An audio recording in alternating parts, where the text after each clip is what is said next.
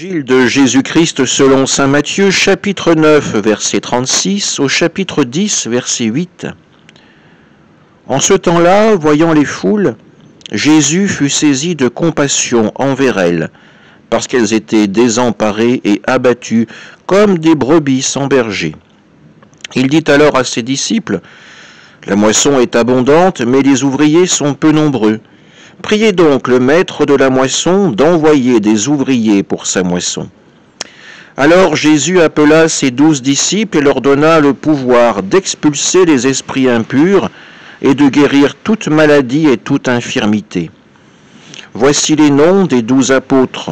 Le premier, Simon, nommé Pierre, André, son frère, Jacques, fils de Zébédée, et Jean, son frère, Philippe et Barthélemy, Thomas et Matthieu le publicain, Jacques, fils d'Alphée et Thaddée, Simon le Zélote et Judas l'Iscariote, celui-là même qui le livra. Ces 12, Jésus les envoya en mission avec les instructions suivantes. Ne prenez pas le chemin qui mène vers les nations païennes et n'entrez dans aucune ville des Samaritains. Allez plutôt vers les brebis perdues de la maison d'Israël. Sur votre route, proclamez que le royaume des cieux est tout proche. Guérissez les malades, ressuscitez les morts, purifiez les lépreux, expulsez les démons. Vous avez reçu gratuitement, donnez gratuitement. Acclamons la parole de Dieu. Jésus est saisi de compassion en voyant les foules, et il a ces mots que nous connaissons bien. La moisson est abondante, mais les ouvriers sont peu nombreux. Et il invite les foules à prier. Priez le Père d'envoyer des ouvriers pour sa moisson. Aujourd'hui encore, nous sommes dans cette situation où le nombre d'ouvriers n'est pas suffisant pour annoncer correctement la parole de Dieu.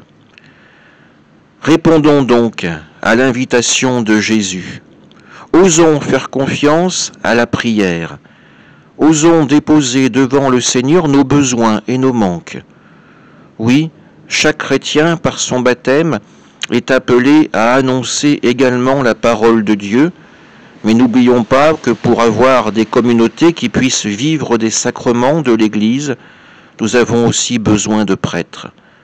Que notre prière ne soit pas timide.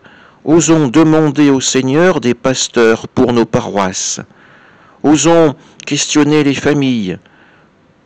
Sont-elles prêtes à prier pour des vocations, à avoir parmi leurs enfants un prêtre, un religieux ou une religieuse? Chacun est appelé à répondre à l'appel du Seigneur. Il est notre devoir de les aider aussi à le faire. Amen.